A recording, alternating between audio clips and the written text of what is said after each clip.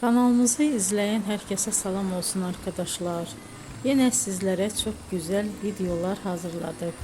Can Yaman ve Demet Özdemir Erkenci Kuş dizisinde başrollarda çekilmiş ve herkesi kendilerine hayran bırakmıştılar.